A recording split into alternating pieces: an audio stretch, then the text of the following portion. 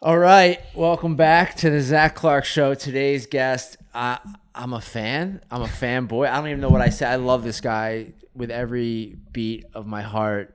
Carl Radke, what's up, dude? I love you too, Zach. Yeah. Appreciate you, man. It's great to see you. Thank you is guys for having me. Thanks for coming. This is an I easy remember one. sitting in this room when I first came to Release Recovery. Kyle Axman, fitness friend of mine, had said, I was talking about my sobriety, my recovery. And he's like, you don't know Zac Clark? I'm like, I've heard of him. He's like, dude, you got to meet Zac Clark. Yeah. So he set me up. We talked. I came into this room. I sat on that couch, I think. Yeah. For the first time, we really got to know you. And it was great. Yeah. So. That was a beautiful day. And we shared so much commonality, which we oftentimes do in this journey. And I just, dude, I mean, I got to say, there's so much exciting stuff going on in your life. We were talking about it before the camera started rolling, but you are grinding. Yeah, you are everywhere, bro. I'm taking inspiration from you. I feel like if I sit still, that's when I start overthinking and just keep filling my schedule with good stuff. I'm just trying to kind of take advantage of. I feel good. I'm healthy, and I'm more productive this way too. So It's the running. Carl just did his first half marathon. Let's go, Carl. Thank you. He's got the bug, so we'll see what happens. I got the running bug, and I also was inspired by a lot of what you've put out there on your running journey and what you've done at Release. And I feel like if I've seen some other folks who, I compare myself, and I'm like, if they can do it, I can definitely do it. So it's been, really exciting to actually realize I could run a half marathon. You're an athlete. I'm an athlete, but running was not my, cup of tea overall. When you talk about mental health, obviously, for me, it's all about clearing the junk out of my mind. I go out for a run, and you've experienced it probably, hopefully at this point, you go out for one of those 5-6 mile runs where you're not thinking about anything other than just, being there. So totally. I kind of craved the runner's high. Yeah. I used to crave other highs back in the day, but this one especially, there's something about, I don't know, I feel like I'm more confident. I'm more just happier. Yeah. And I don't always feel that way pre-run. So there's a sweet spot of 2.5 miles, 3 miles for me where you kind of get this, where I'm almost so tired and I'm breathing. I can't think about anything else. So there's something to be said about that too. That's amazing. Well, I always laugh because people will come up to me and say, I don't watch the show, but, and then they make some commonality or whatever it is. And I was definitely, familiar with you, Carl, and knew of you, prior to me going on TV and all that stuff. But I really, truly know you for your advocacy, for the work you're doing in the mental health space. Obviously, SoftBar is something we got to talk about, which is incredible. And I'm grateful to be a part of that journey with you as an investor. And part of it. And Cake Eater, the book's coming out. So you got a lot going on. Yep. And it's hard to pick a place. Jay, how you doing? Say hi. Hi, Carl. Good to see you, Jay. How you doing, man? Pleasure, man. What kind of athlete were you? Because you're 6'5". You have these giant hands. Big hands, big paws. I was a late bloomer, and I was actually cut from my JV basketball team my sophomore year of high school. I was still a little short. It rocked my world. I wasn't good enough for the JV team. A friend of mine who played on the basketball team had also said, well, don't worry about it, man. Play in the CYO. It was a Christian basketball league. This is in Pittsburgh. In Pittsburgh. Yeah. Funny enough, we made it to the state championships and played a bunch of kids from Philly. No shit. And they kicked their ass. But Wow. I got cut from the basketball team. And then that spring, I tried out for the baseball team. And I got cut from the baseball team.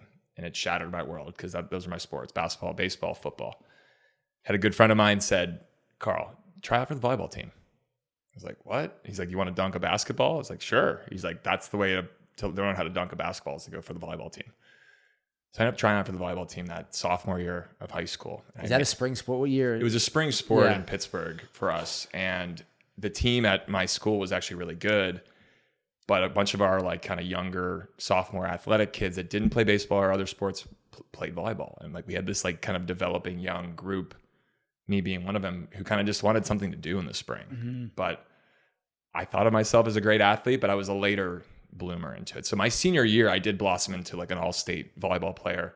I was a starting goalie for our soccer team, and I was the backup place kicker on the football team. But our starting kicker did go on to be a Hall of Famer at University of Pittsburgh. Shout out to Connor Lee. We're still friends. His brother played in the NFL. So I was behind an all-star.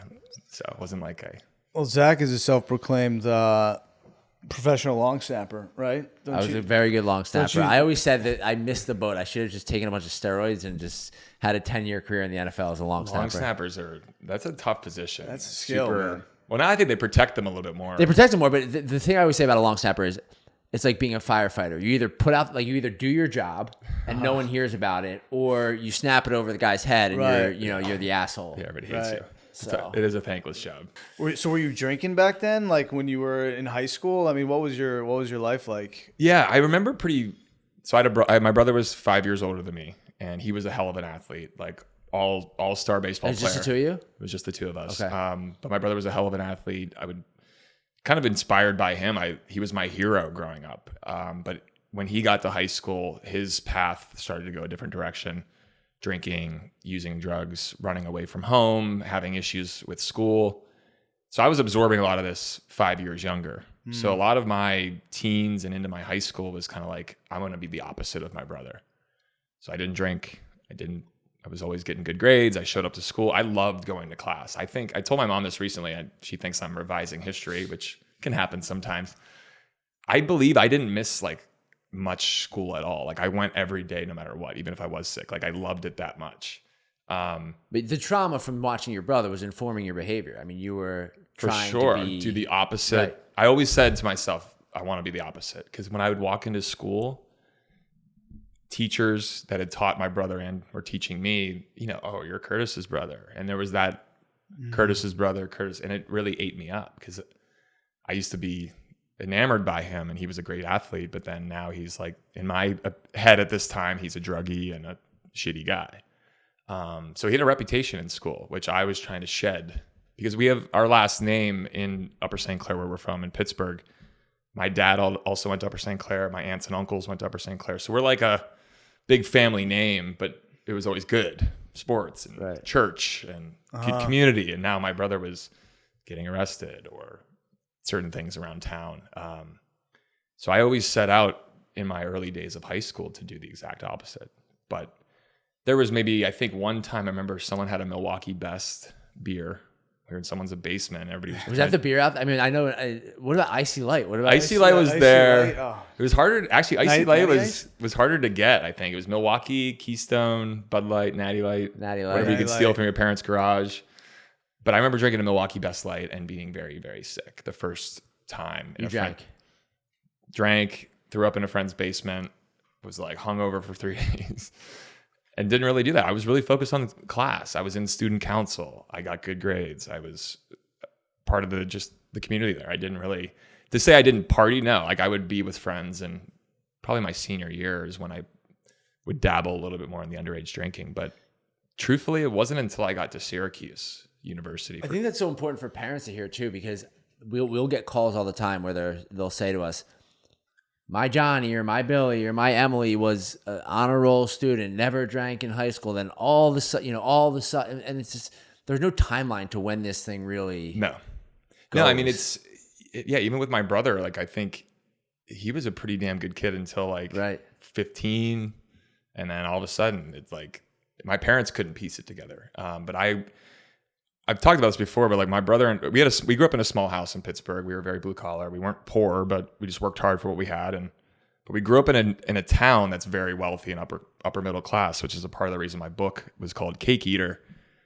I was made fun of as a kid for being rich, but we weren't because I was from this town that is kind of known for being wealthy and upper. What's a cake eater? Cake eater is just someone who's handed everything and kind of just eat your cake. You know, you're just so rich, all you care about is eating your cake. It's a term that's actually used in Mighty Ducks too. Oh, really? To make fun of like a kid who's wealthy. Instead of calling him like a rich prick, you call him a cake eater. Yeah. But I grew up in this town that was Great film.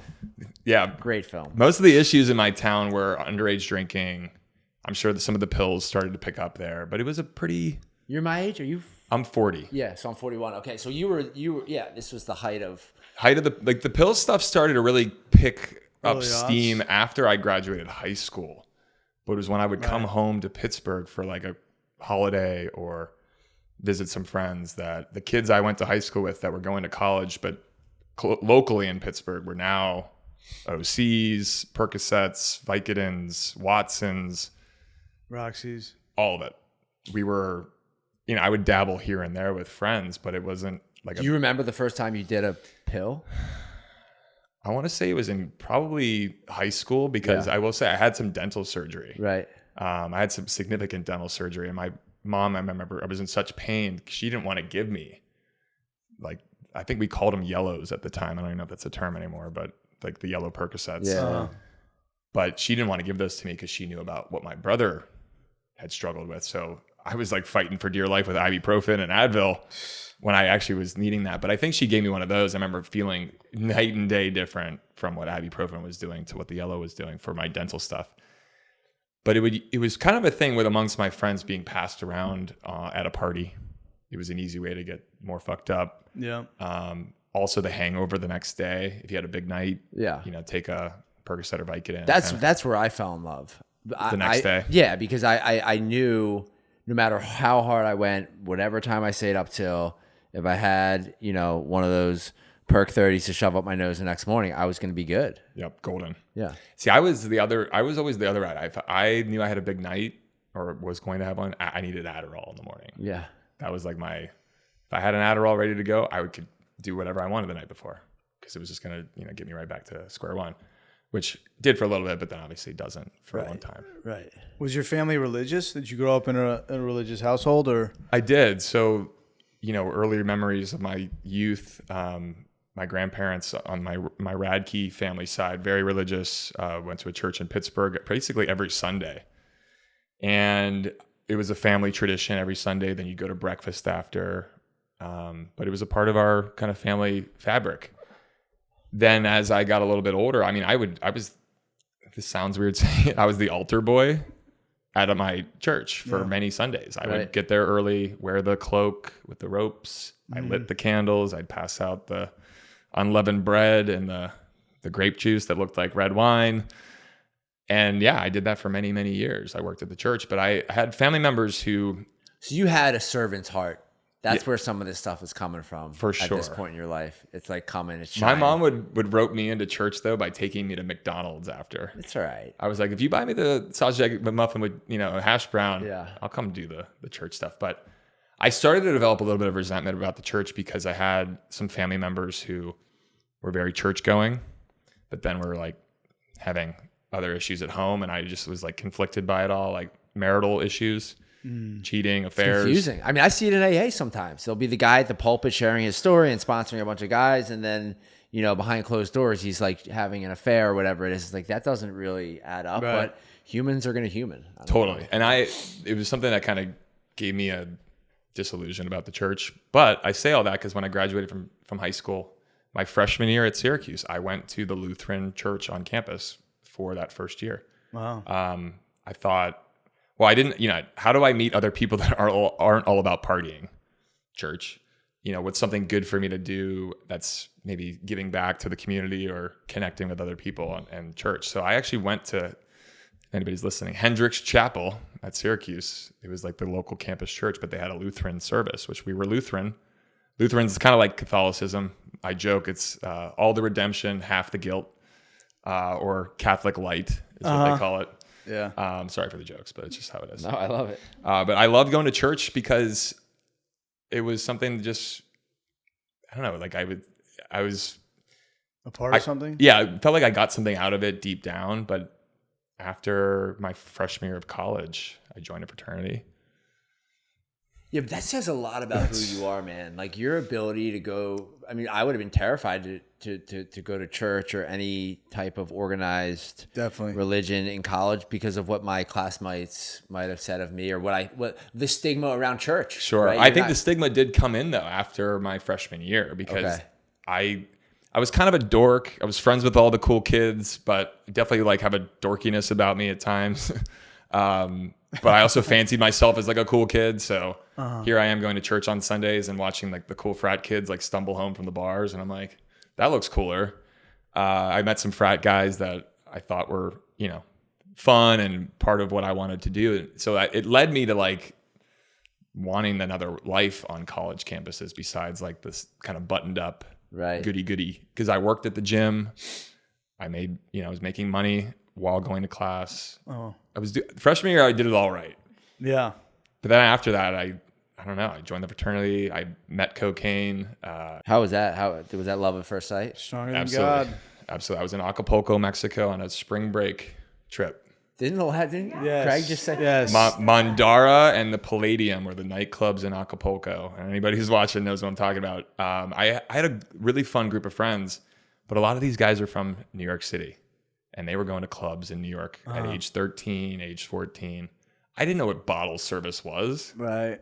I'm a 19-year-old kid at Syracuse. Yeah, and we had the same. I mean, I even in sobriety, moving here at 27, I had never really hung out in New York, and I went out for someone's birthday that was sober, but they had friends that weren't, and there was the whole bottle service thing, and I was like, okay. Yeah. Yeah, the bottle service thing changed my entire life in a weird way. Like, I was blown away that you could like carry like power in a nightclub with like having a table and what kind of bottles you had and the women you could recruit and just feeling like you're someone else. Yeah. But I remember vividly, we were pre-gaming in the room and somebody said, put some lines out on the table In Acapulco. And blew some lines. And I felt amazing. I was dressed up well. I had the outfit going, the cologne, we've got the bottle service. I'm feeling great. We were flirting with girls, having a whole thing. I mean, I don't really remember how the night ended, to be honest, but that was the first time I'd ever done it. But we were all like celebrating. It was like this fun thing. Right. It wasn't like normal.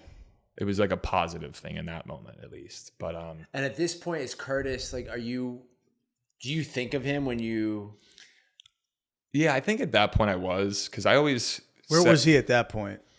So my brother had a really difficult up and down career. I mean, ultimately until he passed, of just jail, rehabs. He'd get it right for a little bit, kind of go back and forth. But he attempted to go to college, the University of Indiana, Pennsylvania, IUP, we call it. Yeah.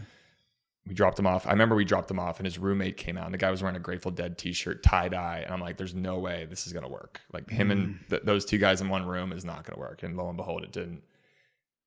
I think since my brother had turned 13 or 14 is when everything just went a different direction. So for most of my career, I set out to do everything opposite. But then when college started to turn, I almost thought to myself, well, I'm not like him. He didn't do coke. He was doing heroin. I'm good. Right. I almost made excuses for why I could do it and didn't even register that, I didn't even almost take it seriously what my brother was doing. Like, it's not me. That's his problem. I mean, that's the story we tell ourselves. And that's why I love what you're doing in the non-alcoholic space, is because I feel like alcohol, yes, the most socially accepted drug, but probably the worst. If you really get down to causes and conditions, I would rather be a heroin addict and know that I have a problem at age 25 or 26 than drink into my 50s and 60s. I mean, I've seen it since I've started to go to meetings a little over 4.5 years ago. I mean, sadly, I've been in rooms where some people haven't come back to those rooms again. Right. Yeah. And it's scary, and it's a reminder of why this disease it's crazy that, it takes people even who are trying to work at it. I always thought that the people that it's taking are the people that just never discover those rooms and never have the chance to get some help. But no, it's actually people who like, I got a problem, I'm really trying, who still fall to their knees. And that's when I was like, damn. Because my brother was someone that was a great kid when he had his bearings going and everything was solid, but he just couldn't get out of his own way. Was there an actual relationship there? I mean, was there an actual brotherhood between the two of you? Totally. I mean, my brother's 5 years older than me, and it was almost different. He was kind of the buttoned up one, and I was the guy that probably should have been. Totally. And I can relate to that dynamic because I was kind of the buttoned up and he was the fish Grateful Dead guy, selling grilled cheeses outside of concerts to get enough money to go in. And right. Awesome. I mean, he should have wrote a book, honestly. I may have to channel his energy some time down the line, but yeah, he had a really rough career of up and downs that it's interesting. Like when you're a cocaine addict and alcoholic, it's different than heroin and pills and meth and all the other things he was doing. So I was like the good kid still, no matter what. And he was like the bad person. In my mind. Yeah. But I recently started looking up, my brother used to email me from college times until I graduated college into my like mid to late 20s. We would exchange emails with each other.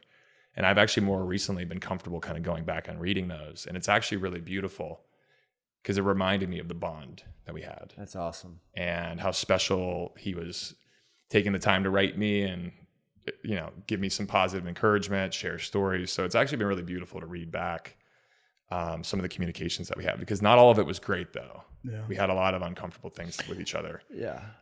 But the bond, I believe, is there. And I think, I mean, I've said this a couple of times, maybe publicly, but what really set it off, my brother and I had a great place. He was really proud of his brother for being on a reality TV show. He was tuning in to like support me. And that he watched. In the particular episode he tuned in on, I'm in the interview chair.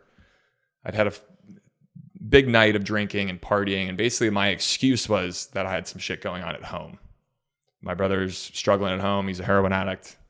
You said that. I said that on reality TV, and my brother watched, and it was very, really rough. He went onto Facebook and like went on a tear. Like, it's sad reading it. I've looked back at it because obviously he was really upset, and it's just a really difficult thing to do to someone. It's a different time in your life too. Yeah, but it's a difficult thing to do to someone you love and care about, and it felt so abrasive and I don't know. It wasn't cool of me to do that. And I was also, here I am sitting with fucking coke in my nose and a drunk, and I'm calling out my brother, who had been really trying and working his best. But do you think you were trying to help him that by maybe saying it out loud, that he would undeniably have to look at it? I mean, maybe deep down, I think I was calling out my own insecurity about my relationship with. Yeah, you spot it, you got it. I mean, that's really where I go to. I'm gonna tell my brothers, air my brother's dirty laundry so that no one comes after my coke and booze. And that's what I did for early on. I would say from 2014 to 2020 was majority of like, my parents are going through divorce. My dad did this, my brother's doing that. It was everybody else. But the substances, and I would make, my brother's a heroin addict. Like, I would make light of that, but I'm fine. And I've got an 8-ball in my pocket. But think about, the thing I'm thinking about here, Carl, is like, and I look, I grew up in a 1 square mile town, and I talk about it a lot on the show, where I wanted for nothing, right? I wanted for nothing. And like, it sounds like you had a similar middle upper class upbringing, and here you are. The whole thing is burning. The whole Radke last name, family. Yeah. I mean, had to be confusing. It's been I grew up around a lot of big personalities in my family. Drinking was a big thing in our family. My grandfather was a big drinker, but he was funny, and it was like, he was great. And my dad drank, and it was normal and fine, but it was becoming very obvious that I had a problem, because I had most of the men that I looked up to around my, that I grew up with, or that I really admired, my dad, my aunt, my uncle, my grandfather, and my brother, the 4 of them. And I say this with a lot of love and compassion, but the 4 of them all had interesting relationships with substances. Mm. And it was becoming very clear to me that I come from the same kind of cloth here. Why am I not taking a serious look at this? But it didn't hit me right away. It wasn't until my brother passed, honestly, that I realized that I also have a distinct obligation, and I feel a calling inside my body to, like, you've got to be honest with yourself. Because if you're not, you're going to be just like him. So just to backtrack a bit, you leave Syracuse, you move to New York, you're in the New York City kind of going out scene. Is that you become a club goer in the city, right? Is that accurate? Or? Well, so I graduated from Syracuse, and I moved to Los Angeles, California. Oh, you did? Okay. And for work? What were you doing for work? So I set out to work in the television industry. I went to Syracuse's Newhouse School, and I studied TV, radio, film. Nice. I originally wanted to be on ESPN. I thought I could be like, Mike Tirico, or... You still might. Could be. You could. I mean, look, man, you're a talented guy. Thank you, man. Yeah. I love sport. I love, Stuart Scott was like the icon of the Legend. 90s on SportsCenter. R.I.P. Stu. SportsCenter for us growing up, it's ruined today. It's so bad. Everything. It's not the same. It was. But I was, I love the sports. I love the TV world. So I moved to Los Angeles after college. And interestingly enough, a night before I moved, I had like a credit card with like $1,000 of limit. And my brother had heard through the grapevine that I had gone out and spent like $700 at a nightclub in Pittsburgh, like celebrating I'm moving to LA. And he like ripped me apart. He's like, "What the fuck is wrong with you? You can't spend $700 on liquor. You're moving to LA the next day." Like, and what's interesting is he like called me out But that call out is why I stepped back, because I was like, oh, fuck. He's going to hold me to the fire. And I don't need that from him. So I like didn't tell him about some of the drinking and things, but he could tell and he would know and he would pick up on that. But I got to LA. I slept on a friend's couch for 2 weeks because I was broke. I mean, if I'm really being honest, like the $700 I spent was to get through those first couple of weeks, but I spent it on a nightclub the night before I moved. And that was cool. Classic. Right. Well, and that's normal. Yeah. It's also textbook. the classic textbook. Yeah. Substance abuse, alcohol, whatever you want to call yourself. I mean, like that's the move, right? We're gonna burn it down the night and figure it out tomorrow. Were you afraid? Were you afraid of moving? Were you afraid? 'Cause I'm 17 years sober too, and like one of the things I realized when I got sober, pretty quickly was how terrified of everything I was. But I was so numb to that, or just so quick to like outrun that. So like making a move like that, were you like, what was your feelings about doing something like that? I mean, I was always dead set on doing it. I had seen other kids in my program at Syracuse. I feel like when you graduated from Newhouse, you had two choices, LA or New York. Mm-hmm. And I had a couple people from my program go to LA. And I felt like if they could do it, I could do it.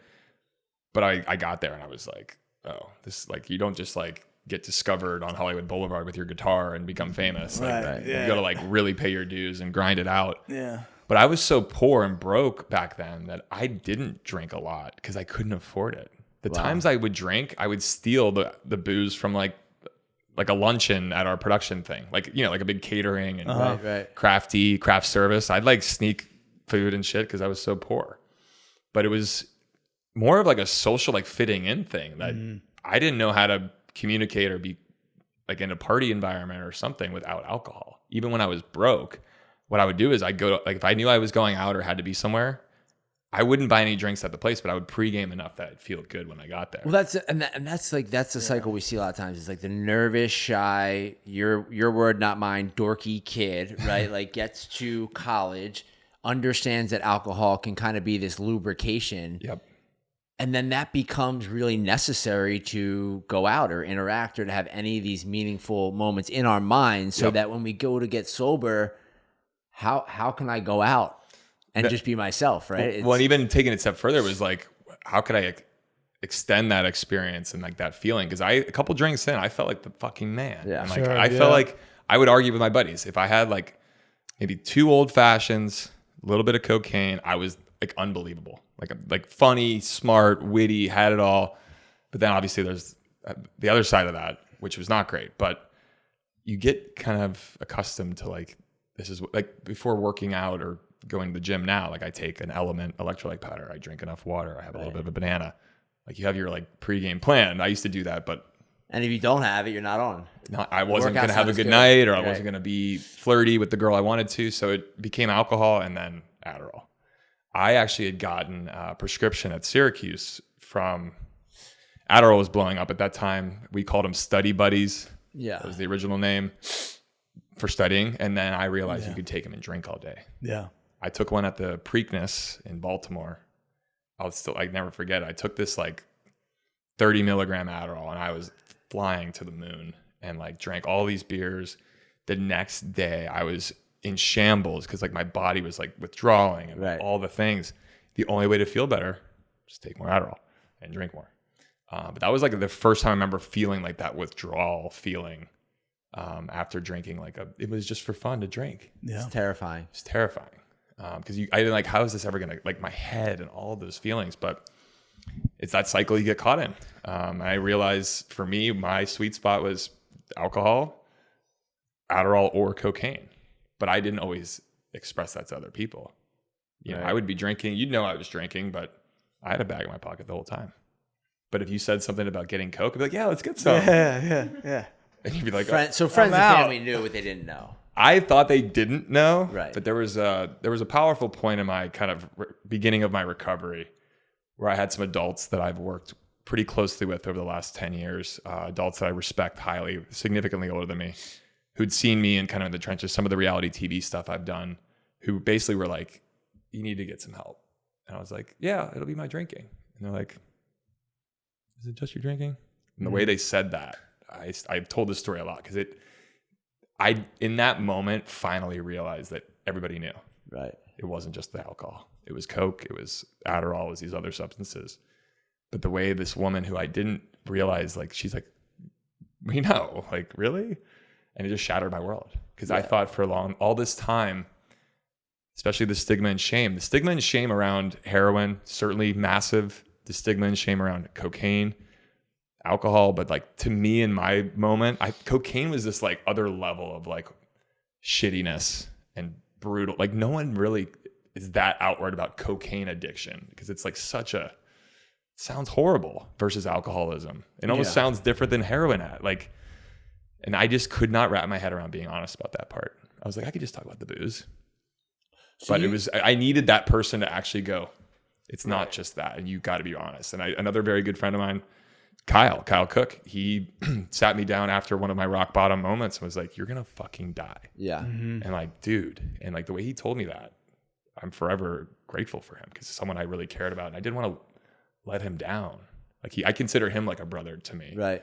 No, you guys, I always see, I mean, like, yeah, we have a great it looks bond. Like a special bond. We have a great bond. You know, and you can tell just from what you see on the. Yeah, he was very close.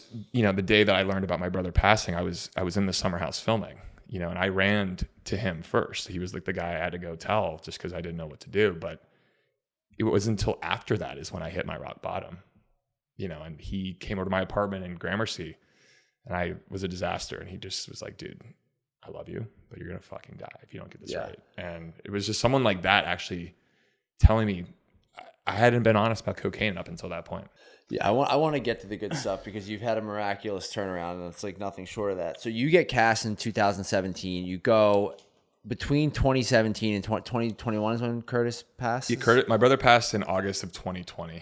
2020. I got sober in January of 2020. Okay, so those 3 or 4 years, you're kind of, does mental health, does substance abuse, does any of it, because you're so vocal about it now, does that ever cross your mind? Is there any, I'm going to go talk to a therapist? I mean, like while you're active in 2017, 2018, 2019, because or were you like, I fucking arrived now? You know, you're taken out of your life. You're cast on this show. All of a sudden, you walk down the street. You're a tall, handsome guy. People are like, "Oh, there's Carl," right? And like, when I went on The Bachelorette, no one sat me down and said, "Hey, this is how your life is about to change." Sure, we're just letting you know that. Sure.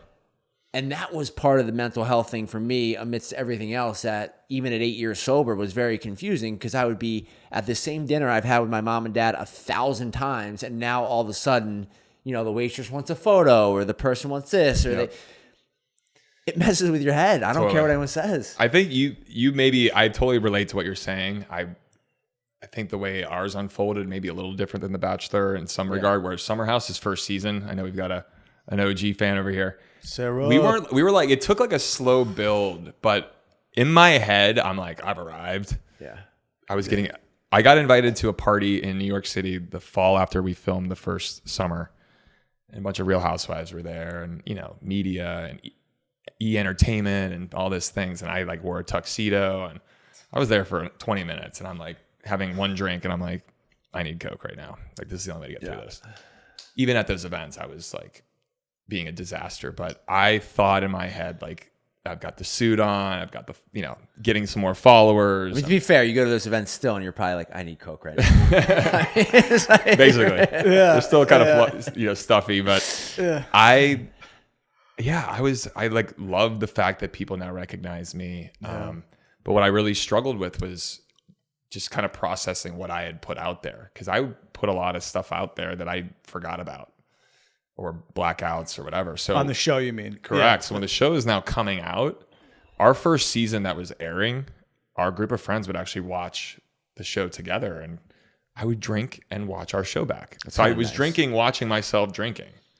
And then I was using cocaine, watching myself, whatever. So it became this kind of cycle of dealing with my performance on TV. Was I drank through that and didn't get therapy through that. I would blame everybody else, the editors, the producers, this, that, the other thing. I finally did get a therapist, but I wasn't honest with him. How was your week, Carl? My blah, blah, blah, blah. You know, I was able to like finesse even therapy without being really fully honest. I was talking about everybody else's shit except for mine. I wasn't honest about my drinking. I wasn't honest about my cocaine use. I was talking about my relationships and all the ups and downs, blaming reality TV, but that almost made it worse too, because I could not be honest with myself. That's the reoccurring theme on every one of these interviews. But I will say, I mean, I'm embarrassed still to this day about this. I mean, I've been written up in Page 6 for verbal spats. I was at Tom and Jerry's in Soho, maybe 2018, 2019. Been drinking all day. I don't even think I had slept that weekend. It was like a Sunday night. This girl and I started having words, and my words were very loud, and I got very aggressive verbally and like stormed out of the bar, and it made it on to the news. I got a call from someone at the network asking like what happened. I didn't remember. Yeah. Things like that happened. But when do you forgive yourself, Carl? I mean, it's not, I don't know. Like I hold myself to a higher caliber, even if I do make mistakes. I don't know. Like it's just not who I am or who I want to be. And I feel really guilty. I have a hard time with, even now though. Yeah, I still feel immense guilt because I feel very lucky, and I've had breakdowns at times in the last even year where I'm like, how the fuck am I here? Like, how did this all happen to me? Like, yeah, I put in some work and I've done the things, but I still kind of like, why me? And why do I get all this stuff? Like, I feel so fucking lucky half the time, but I also feel like yeah, but I want you to feel lucky and forgive yourself. Like I've forgiven myself, you know, and there were plenty of times needle in the arm and not responding to people and family worried sick and certainly picking fights and blacking out. And granted, I wasn't in the public eye at the time, but I carried the guilt and shame, and then eventually got to a place where, I mean, you're pouring your whole heart and soul into this thing. Yeah. To help others. No, I try, but it sometimes doesn't feel like enough. Like there's always something more I could be doing. But I think also in the position I've been in so publicly, it feels like a little bit of pressure or almost the perception that I'm like some guru, or I don't have it all figured out. I just know what's worked for me, and I have amazing people that I've been supported by. I've had a great sponsor. I've had amazing connections in the sober community. I go to meetings still. But I still feel like. Do you feel an obligation to be because you are public facing, that you need to air out that side of yourself? To be like, look, I am Carl. I haven't figured it out, so don't come at me. There's still parts of me that hate myself. You know, like honestly, that's one of the most accurate reads I've had in a long time. Seriously, like there is an element of like I've watched myself back too. Like I've seen season 2, season 3 of myself, and I'm like, that's not me. Like I'm fucked up there, but like. I impacted people that I care about. I hurt people that I didn't want to hurt. I just wasn't my true self. And I almost feel like I've done the last couple of years at times where I'm almost like trying to prove people to the other side. And that's okay, man. Like I'm 17 years into this thing, and honestly, like, you know, I did an episode a couple weeks ago, and my mom listened to it, and she was like, we should have done more, you know, and I'm just like, no, you shouldn't have. You know, you did everything you could. You know, like it's just what happened. You know, and why some people go this way, some people go that way. Like sometimes it isn't because of trauma or because of some singular event. It's just that's just your path. You know, and so I spent a lot of time in my early recovery, like, you know, trying to help as many people as I possibly could, because I felt like was a tornado. You know, yeah.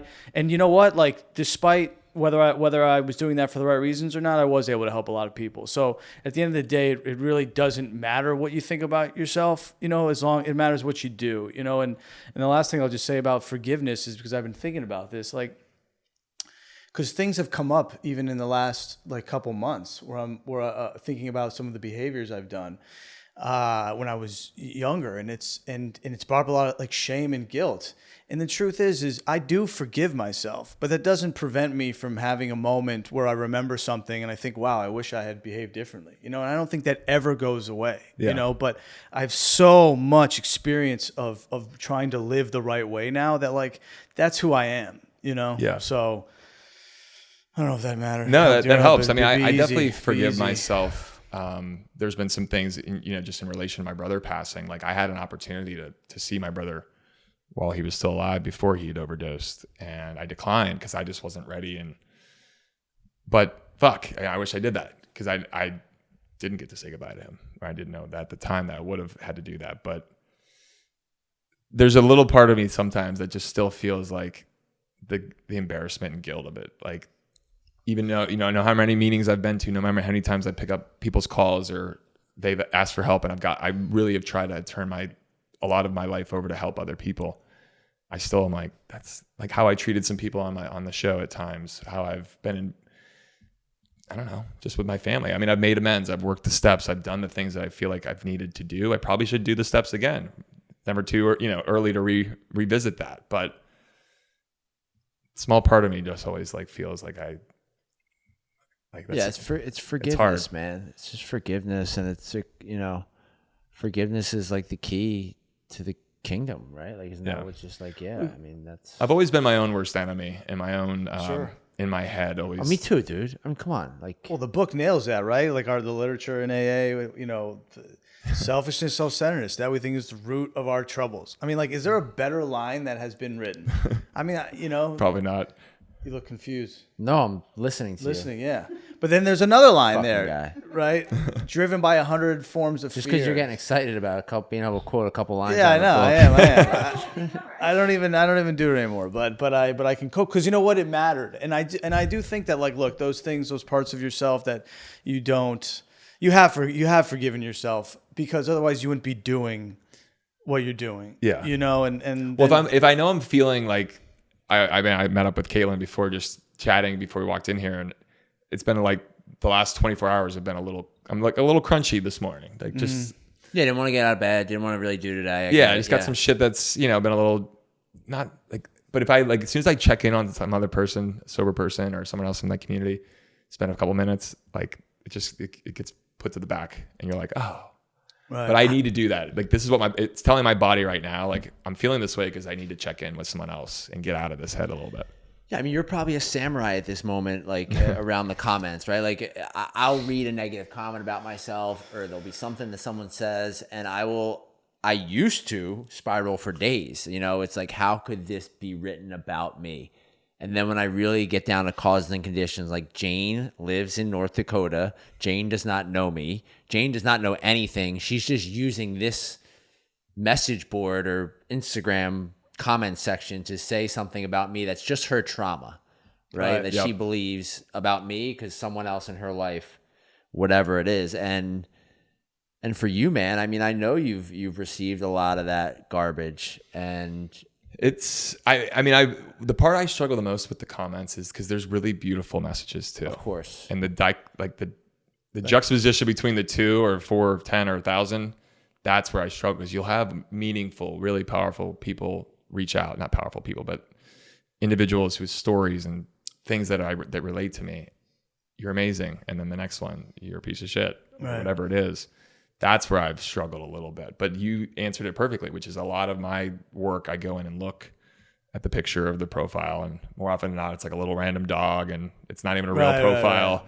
It's probably a bot. Even anybody, like, think about setting up a fake account and going and doing, like, I wouldn't go get advice from that person on mental health. Why would I go get advice from them on something about myself? Yeah. But I also do believe it's calling out something in themselves or I'm bringing out something in themselves that they're uncomfortable with, whether it could be a variety of reasons, but it's almost like I feel sorry for them, that you would even go to that level. Yeah. But how do I respond? Because there's a part of me that wants to feel like I feel a calling to help people, but in a way that's, I mean, I feel like Zac has this calling of helping, and he's done an incredible job, and you guys have done amazing stuff, but I haven't built a recovery center. I haven't started an amazing nonprofit to help other people in this community. Like what you both have done, and I kind of compare myself, and it's like, I haven't done it, but I'll just but guess what? Let me tell you something, Carl. I hear you. I feel the same way about you. Yeah. I look at SoftBar. I look at some of the other ventures you're doing. It's like, it's all jealousy, man. Yeah. I can look at what you have, and I'll be, dude, the people event you were just at, right? I got invited to that. I was too scared to go. You know why? Because I tell myself I'm not worthy to be there. I won't know anyone. It's a waste of time. And I get crippled by anxiety and fear, and I sit in my apartment. And you're there smiling, posting, doing the thing. I'm like, So it's like, it's two ways, man. I want you to hear that. Like as a man, like it goes two ways. And like, that's the shit that I don't have to fucking worry about anymore. Like being something for someone. Yep. No, I mean, it's funny. I debated on going to that event because I had another event that was important to me. But I've been trying to show up when I'm feeling a little, just go for a little bit. And I only went for about 45 minutes to an hour to that, but I'm glad I did. But I've been feeling like that at times a fair amount. And I don't typically, I try to just fight through and just show up and just try to show up. And I will say people have like some people have said this to me recently. They were like, Carl, you show up for other people. And that like meant the world to me. Yeah. Almost next to telling me I'm tan. But showing up for people or being known for someone that shows up for other people, like that's an amazing thing to be known for versus, Cocaine Carl or whatever other name you might have had in the past. But like showing up for others and being recognized for like that, I care a lot about that. So I've been trying to like remind myself before I go to an event, if I'm feeling that anxiousness, which I always generally feel, like it's worth it. Like you're going to just step through that door, just get through that door. Even if you don't want to be there for 20 minutes, stay for 20 and go. But you'll find something out about yourself if you step through that door. Yeah. And I try to, but I've had days where I don't want to go. And trust me, I've backed out and just don't go. But I try to show up. So you get the call. Thank you for sharing all that, by the way. Yeah. You get the call on Curtis in 2020, obviously heartbreaking. You're on the show at the time. And then, I know you've talked a lot about that. So I want to get some of the hope here. 2021, January, you asked for help. It sounds like there were some other people kind of like crinkling their eyebrows, but what is the ultimate moment where you say you're right? It was probably the year prior where my brother was still alive at this point. Did you ever party with him? Did you ever use with your brother? It's funny. We went to a wedding for my cousin and we drank together and he like rolled a blunt. We smoked a blunt. I was like the most fucked up I've ever been. And we have some pictures from that wedding. I look like I'm like really banged up. But no, I didn't really ever use her because it was always, he was on another level of shit. I mean, just wasn't like I was drinking beer and he was drinking God knows what. And then the drug choices were different, but there was a small period of time. Why do you think though, when you found out that he passed away, you had already had a couple years of beginning to see yourself and question, why do you think then at that point you weren't like, I'm done?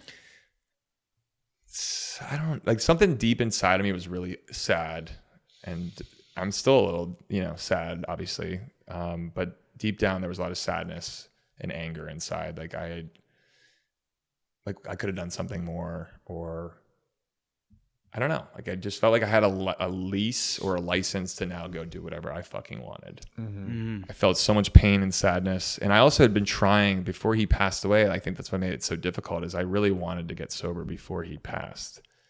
I'd gone to a Tony Robbins seminar in December of 2019. COVID happened March of 2020. So I had a really good girlfriend of mine be like, you've got to get some like your shit together. You need to go to Tony Robbins in West Palm Beach. So I went to this 7-day seminar called Date with Destiny. Yeah. I'd seen the documentary on Netflix right before that called I Am Not Your Guru, which is an amazing Tony Robbins documentary. Some of it's a little Kool-Aid, some of it's really powerful. But I go to Tony Robbins and that's when I really was like exploring like there's something more. Are you doing coke that week? I didn't do coke that week, but it was the first week I didn't really drink. Oh, wow.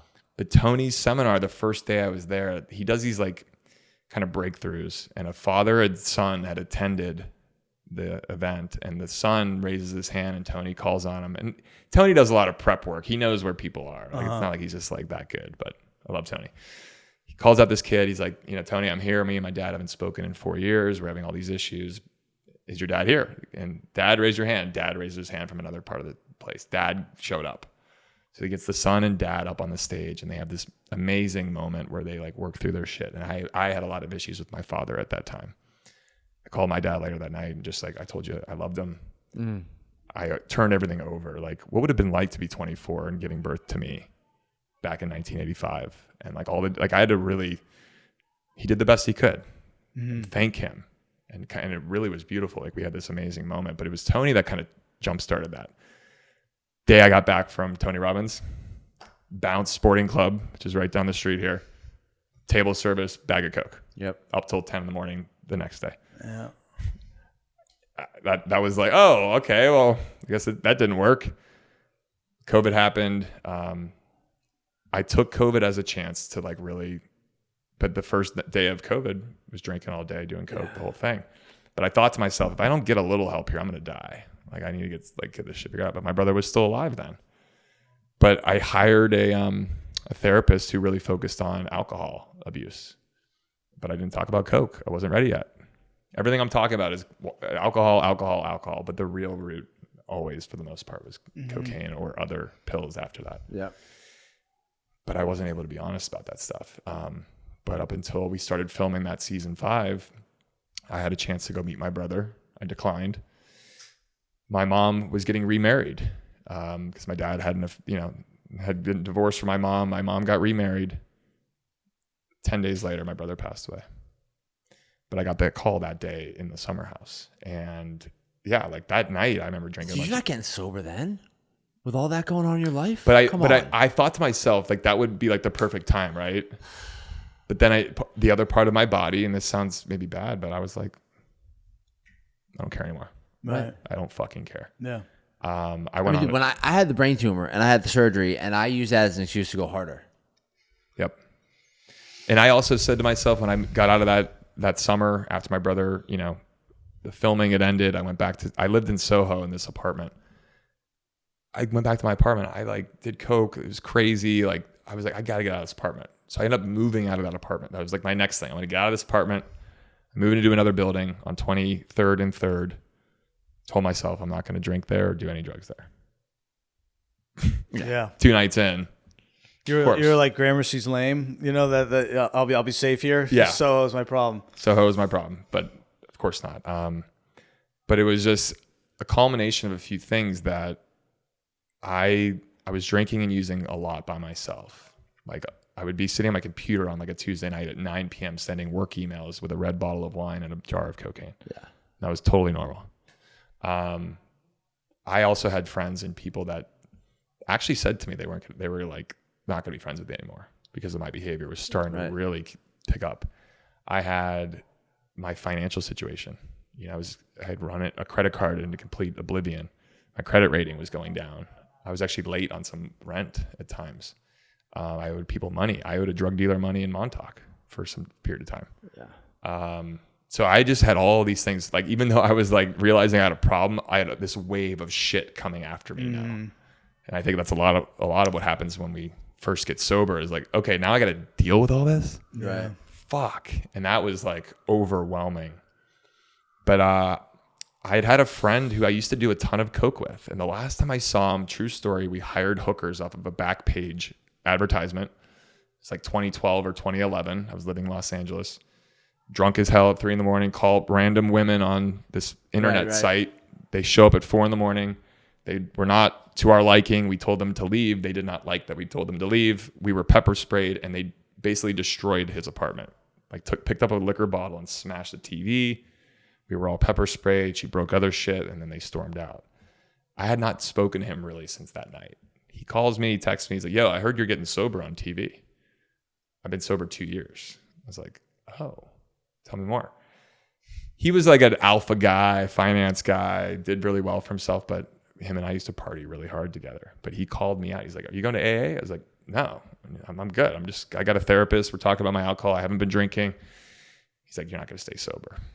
He's like, just call me back whenever you need it. So I like took that into consideration. I was actually upset with him. I was like, fuck that guy. Of course you were. Yeah. He ruined your drinking. And he called me on my shit. He's like, you're not going to actually stay sober. And it's like, what does this guy know that I don't know? Now, he had a very good career, but his career did take a big back seat because of his issues. And he was able to kind of, where he was at that point was like kind of inspiring. He worked at a big bank and was doing well.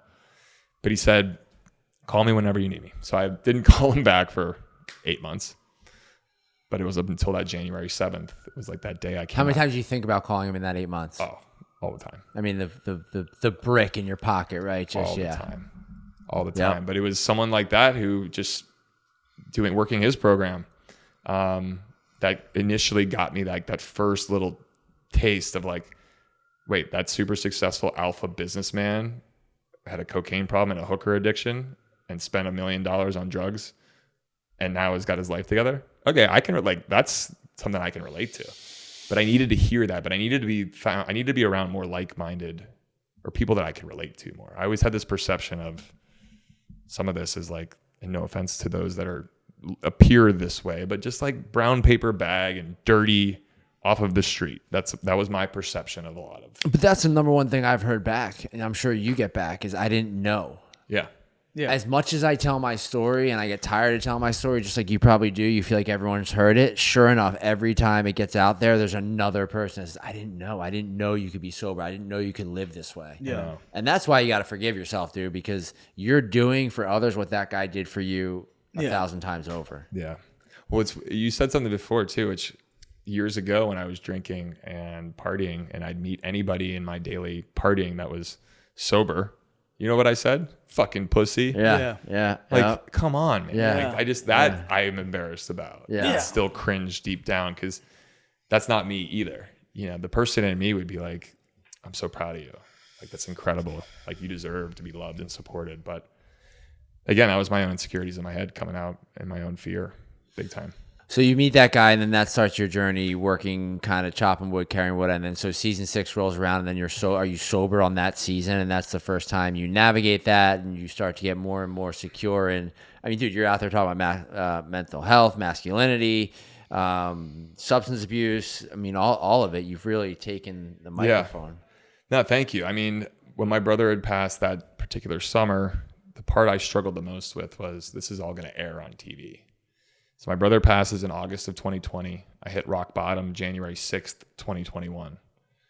But I think hit rock bottom because what was about to come was my brother's episode was going to be an episode on television. And I did not know how to like wrap my head around that. It was the pain and the tragedy of it all, but having to relive it in such a public manner. You know, they were emailing me, asking me what we wanted to say on screen for that episode. Like, I'm like, holy fuck, what do you mean? And they're like, you know, sadly when people are being honored on a show or whatever, they in memoriam or in memorandum or whatever it might be, what did we want to say? I'm like, do we have to? Like, I went through all these feelings and all this emotion about like, my brother isn't even on this fucking show. He hated me because I was on this show. And now he's a part of an episode. But then it just like, over time, like once I got sober and was working steps and like spending time with this sponsor, it became pretty clear, like this is something that hopefully can help other people. And it's going to help me hopefully help myself to then help other people. But I really struggled with having to relive that whole thing over again because the season 5 started airing from January of 2021 through June of 2021. You know, that episode that aired about my brother, I mean, it's still out there if anybody wants to watch it. I mean, it's one of the most painful things I've ever been a part of. But the amount of messages and the amount of people that it was touched or were touched by that, I believe helps people. And my brother ultimately would have wanted to help people. You know, I've heard stories from my dad when he was in rehabs and recovery. He was administering Narcan. He was the kind of the old dog in the heroin rooms with some of these younger kids. And Curtis, my brother Curtis, was always willing. And so I remember that. And that's me too. Like, we want to help people. We're strong. We want to we would take off our shirts for someone else. he's with you. And that's what I started to realize. He is. My brother's here with me. This is a story that, like, in my head, I'm like, how the fuck does this happen to me? I'm in this summer house. I've been doing this show for 5-6 years at this point. Like, you couldn't pick another weekend or another day. Like, in my eyes, the universe was, this happened because ultimately we're here to help. My brother's story could help other people. And it has. But that next summer quickly came around. So I'm processing the passing of my brother again. I'm staying sober. I'm working steps. I'm got all these things. I'm trying to like figure out how to like just get by. How am I going to go to the Hamptons sober now? Right. But I thought to myself, like, if I don't go out there, what am I going to do now? So I was like, I know that world, but as long as I can just stay sober and get through it, then it's worthwhile. So I think we were talking about before, but I knew it wasn't going to be easy, but I knew if I didn't go there, I would have been worse because I was actually around people that I need to be around, like friends and people that knew me. But but it was not easy that first summer. Yeah, and that's the reason we do the things we do. So there's someone at home watching you and saying, "Oh wow, not only is he back, but he showed up. He's sober. He got through it." And that is just another notch, another notch in the belt. And well, it felt like it for me. I know people, places, and things is really important, and I don't want to undermine that part of people's work, but it's kind of made up. But that's bullshit too, right? Well, I kind of went right back to people. Yeah, but here's the thing: you're offered freedom. Yeah. Right. You're offered the ability to stand anywhere in the world and be who you are, without that shit blocking you, Totally. Well, I had immense support from Kyle, Amanda, everybody in that group. Yeah, you're not going to bullshit them. They all knew. Yeah. And they actually, I think over time realized too that I could not get out. I really couldn't get out of my own way. But the version of me that they started to, the version of me that was like the core of me, they knew. And once I kind of got that back, they were like, oh my God, we want bring that version all day long, even if you are, sober or whatever it is going on.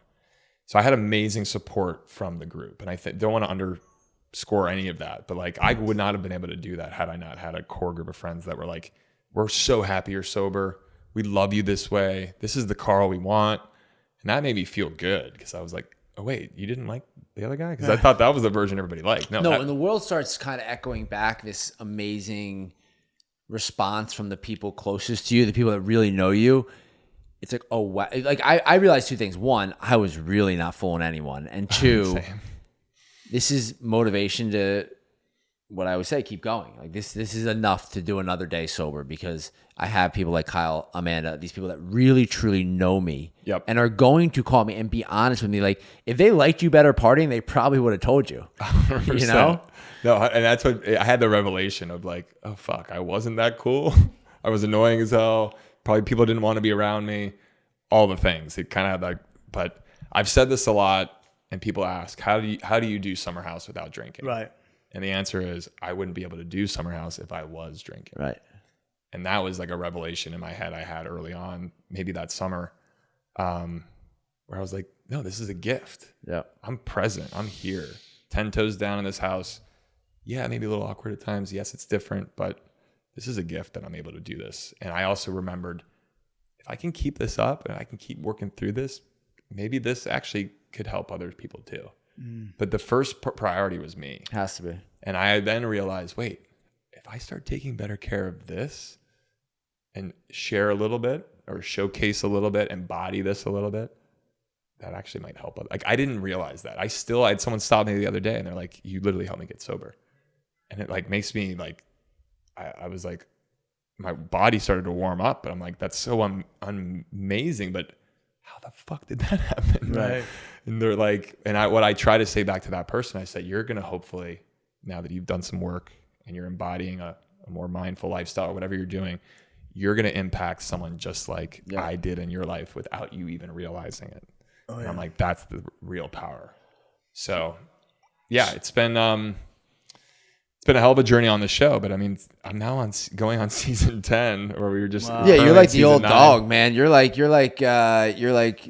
Phoenix Suns Charles Barkley. You're leading all the new dogs to glory. Why do you still do it?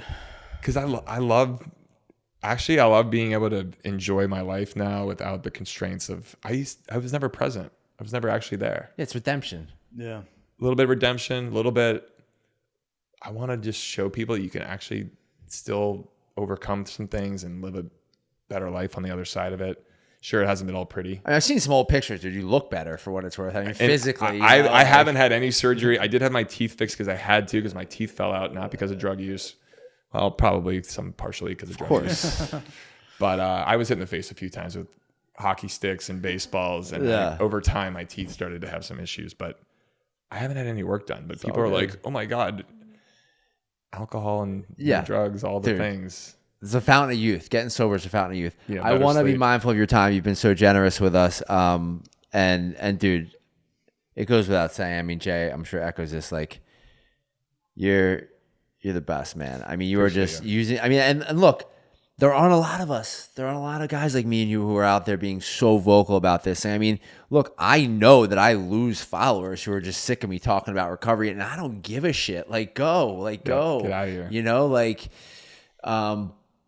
because like the people that root for me are gonna root for me forever. So give me. All right, I'm gonna preface the SoftBar conversation with this. I was always confused by the NA market because I was like, if you're not going to drink, can't you just have like a club soda and lime? And then the mocktails started kind of showing up on the menus, and I was like, all right, like I'll try. And they're actually good. Yeah. Like I will admit that I was wrong, and that this market is actually, I think, gonna do some pretty crazy stuff. So give us the skinny on SoftBar. I'm a proud investor. I believe in you. I mean, the product's going to be awesome, but tell the people what you're doing in Brooklyn. You got the brick and mortar going. Yeah. So when I'm seeing you light up with the second we even asked. I know, I get excited because it's just so second nature. It doesn't even feel like work. Yeah. Like half the time I'm just putting out there what I'm hoping to see for myself in some ways. But I've worked in the alcohol industry, funny enough, which wasn't a part of my story here, but it should have been.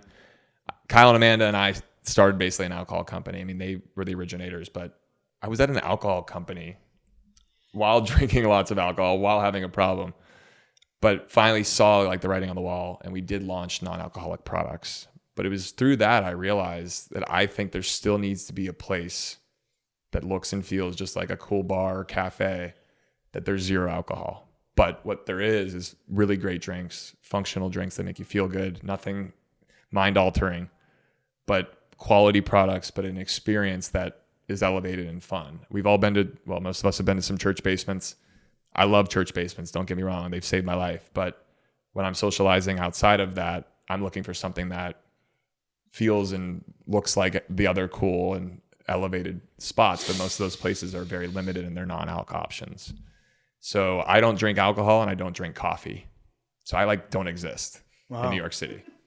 Wow. I'm serious. Like coffee makes me more anxious and jittery, which is the exact opposite of what I want to do in the morning. I want to be focused and calm. So I've been using other supplements, cacao or matcha.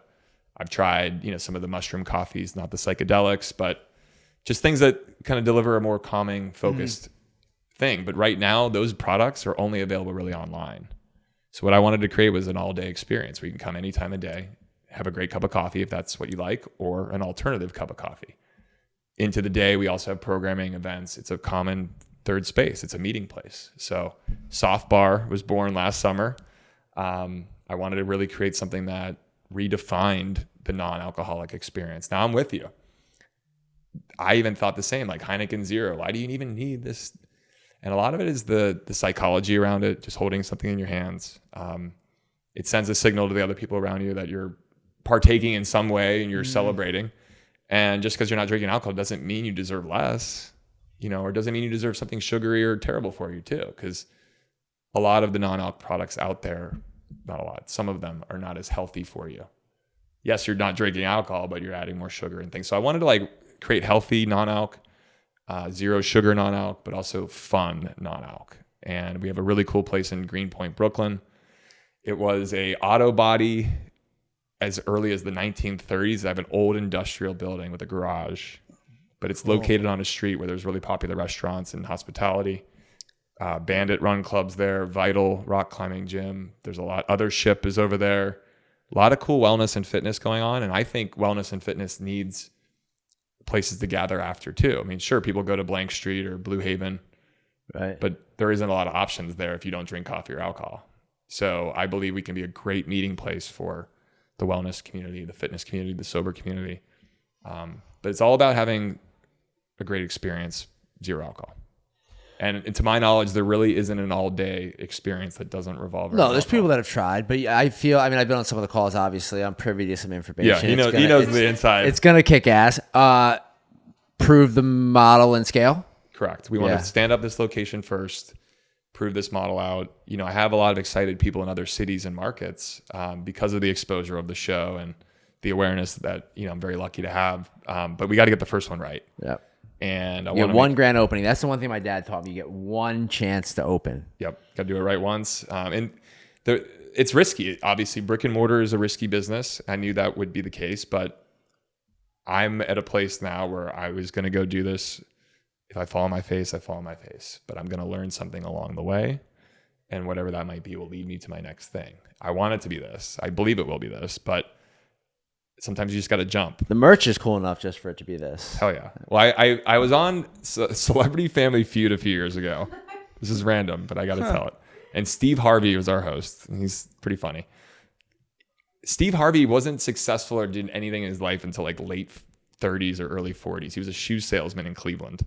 Wow. And I didn't know this, but like I was told this. And then he has a book called Jump. And it was like a 100-page book. But honestly, it's one of the best books I've ever read. And I read this book, Jump. And honestly, you just got to like, it's simple as hell the way he explains it. But he put himself in positions where it's like you force yourself. You just got to fucking jump and figure it out. Yep. And that's what you're going to learn along the way. And thank you, Steve Harvey. But big part of me wanting to put SoftBar out there was like, I'm doing this.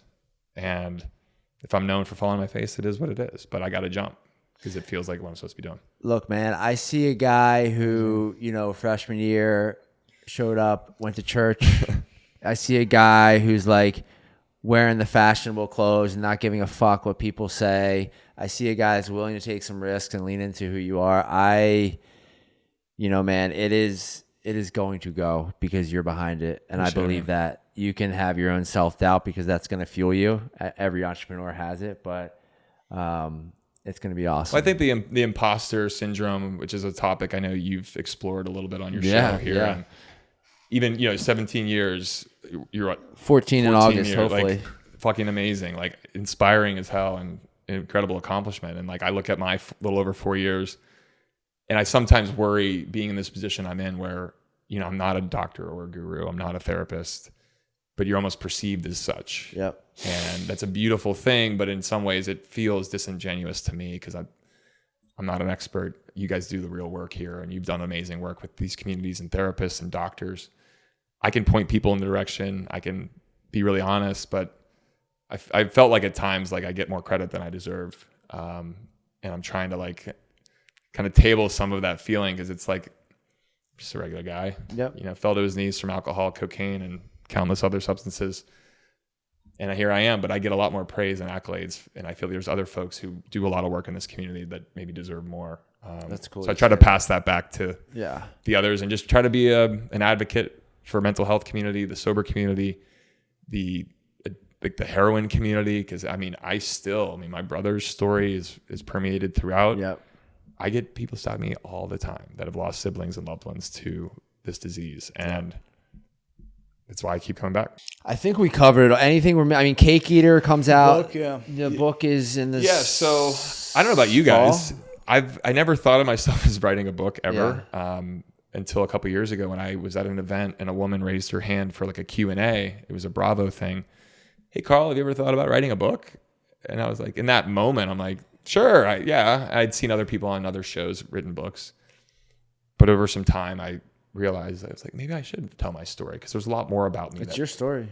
People don't know. And they're leading up to my part on, Summer House, growing up in Pittsburgh, growing up, in the South Hills and all the things. I think there's a lot more to me that actually, as I wrote it, I learned a lot more about myself too. Yeah. And I'm excited to share it with people because I think it's going to be a little different than what you maybe are expecting. It's a tell-all, it's a memoir about everything I've been through, but there's a few different things that happened to me that really have shaped part of my addiction and my relationship with myself. And I'm really proud of because I feel like I discovered more about myself after I kind of wrote it. Yeah. And I think people are hopefully going to find one little thing in there that maybe gets them help or makes them feel confident to go ask for help or feel less alone. Because I feel like there's a lot of that isolation out there. Yeah, I'm glad you said. Just to close, I feel like we talk about recovery a lot and substance, but these conversations are about just making positive change in whatever it is that you are struggling with. It doesn't have to be about the drink and the drug. It could just be one behavior in your life that you're not proud of, and they pick up one thing in your book that helps them to do that. That's a win. So. Totally, and that's all I've ever wanted to do. If I can help one person who watches Summer House feel less alone. You helped Sarah, so you won. Yeah, I think that it's important to show also representation matters. Zac on the TV, I remember your one glass of water when everyone else had champagne. And when you go out, like, you're coming back pretty late, Carl. Like, you can still hang. So I think that, like, Thank you, Red Bull. yeah, representation matters of, like, going out and seeing that, like, it's actually, like, not a big deal to go out with these things. Trying to normalize and, I don't know, wrap my arms around it all and try to make people feel like, I just more acceptance. I woke up to a comment this morning and it fucked me up. I'm not going to lie. But it's just, you nailed it with how you've kind of responded to some of those comments. And poor Susie in North Dakota or whoever she is. Dude, I've never clapped back. Susie. I used to clap back drunkenly. Yeah. It never works. Well, dude, I'm proud Thank of you you. I'm guys. proud Thank to be you, your man. friend. No, Thank you for appreciate you. coming. Great. You've been Appreciate you, super boys. generous with your time. I feel bad, but No. whatever. It's going to help someone, so we did No, our we job. want to help. Thank you, Appreciate bro. man. Thank you. Peace. Thanks, guys.